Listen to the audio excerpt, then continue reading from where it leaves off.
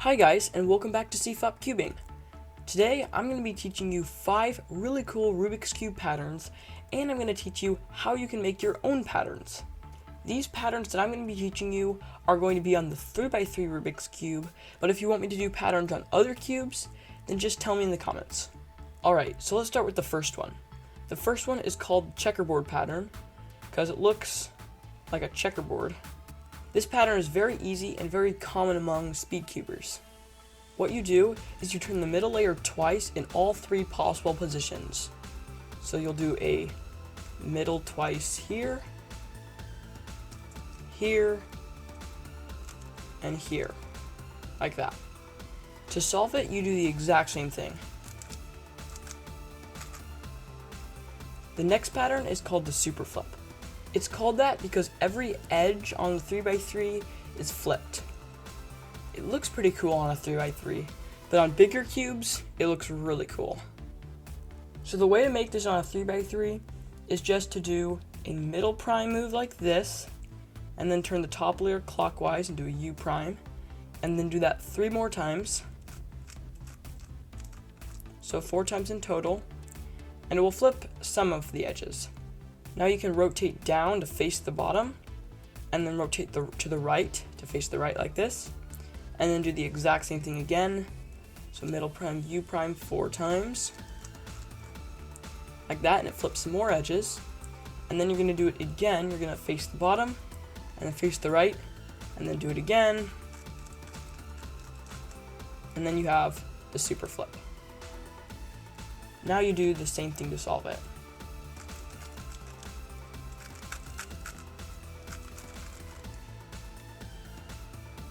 For the next 3, you need to actually learn algorithms if you want to be able to do them without seeing the algorithm. The first one's called the cube and a cube and a cube pattern for obvious reasons.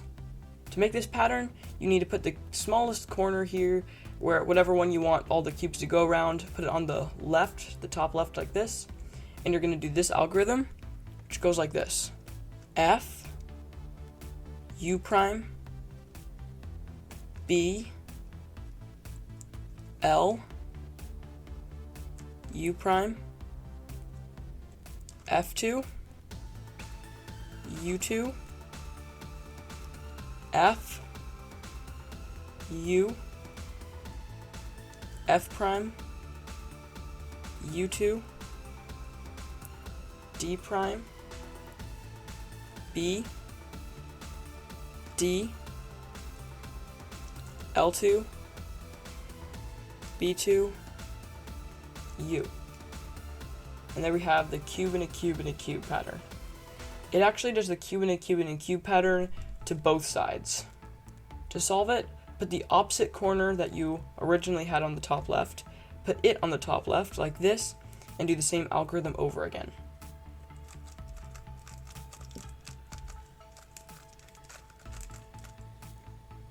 Like that.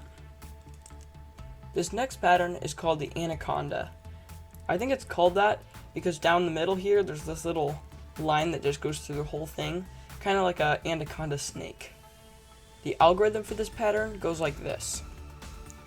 L, U,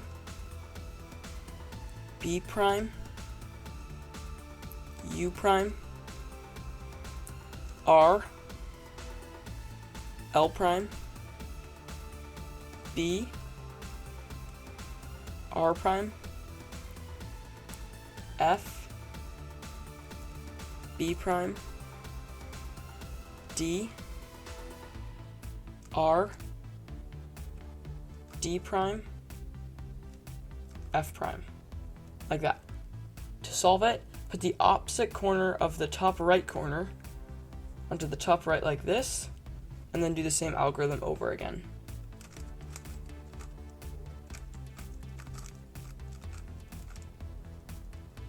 The final pattern is called the cross pattern. To make this pattern, you do this algorithm. R2, L prime, D, F2, R prime, D prime, R prime, L, U prime, D, R, D, B2, R prime, U, D2. And there's the cross pattern. To solve it, do the same thing as the last case and take the opposite corner of the top right corner and put it on the top right, and then do the same algorithm over again.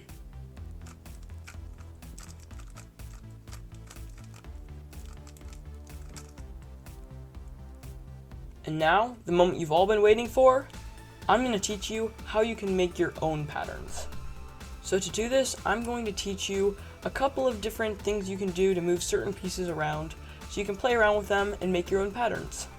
The first trick isn't super amazing, but I use it all the time when I make new patterns. What it does is it switches these two pieces and these two pieces. The way you do it is by turning the middle layer twice, like this, and then moving the top layer twice, and then the middle layer twice again, and then the top layer twice again. And it switches these two and these two. Now you can play around with it and maybe do a E2 here to make this pattern, or maybe turn it on its side and do it again, like that. Now you have the checkerboard pattern on only two sides. This next trick switches all of the centers around. So the way you do this is you're going to bring this middle layer down, and then this middle layer down, and then bring the first middle layer up, and then bring the second middle layer up like that. And switches these centers, and then these centers. Now you can also just switch 4 centers around.